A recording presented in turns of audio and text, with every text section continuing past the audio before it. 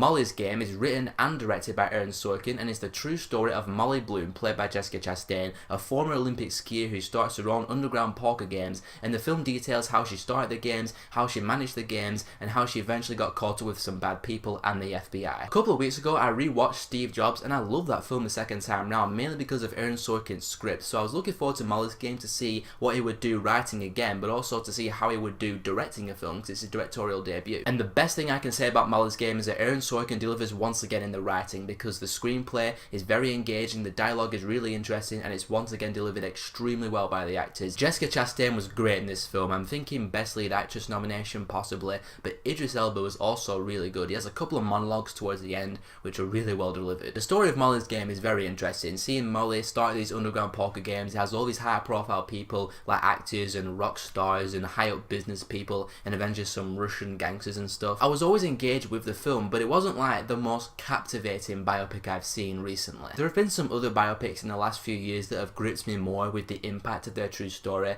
and Molly's Game just didn't really impact me that much, because if you're going to start an underground poker game with all these high profile people and eventually some Russian mobsters, of course some bad stuff's going to happen. So it wasn't the most interesting biopic I've seen recently, but it was still interesting enough, and I was always engaged with the film. Like I said, I was always on the journey with Molly, and it was interesting seeing all the directions she takes these poker games and who she gets tied up with later on in the film. Although I do think the film is a tad bit too long. I am not well rounded in poker at all, so when they're explaining poker in this film, like Molly is like doing a monologue where people are playing poker and she's explaining like what hands they're being dealt and what's going on in the game, and I was just like, you might as well be speaking Indonesian. I have no idea what you're talking about. It's kind of like that film The Big Short that came out a few years ago. I had no idea what the hell was being said in that film, but I understood the really basic gist of what was going on. Same thing in Molly's Game. I didn't really understand all the terminology and all the different stuff with poker, but I understood what was happening. Like, that guy's losing, that guy's winning, this guy's in trouble,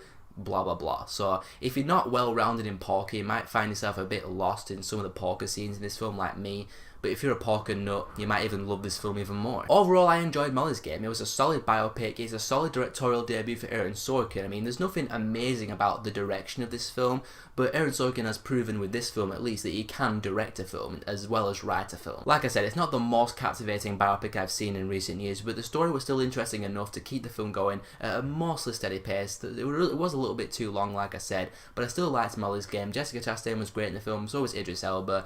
I'm going to give Molly's Game a 3.5 out of 5. After rewatching Steve Jobs and watching Molly's Game, I think I might have to give The Social Network another chance, because I've just never been a massive fan of that film, and Aaron Sorkin is just impressing me recently with his stuff. So have you seen Molly's Game? What did you think about it? Whatever your thoughts are, let me know in the comments below. And if you haven't checked out my most anticipated of 2018 and my top 10 favourite films of 2017 videos, check those out. There's going to be annotations at the end. And if you want to see more of my stuff, be sure to subscribe, and I'll see you all in the next video.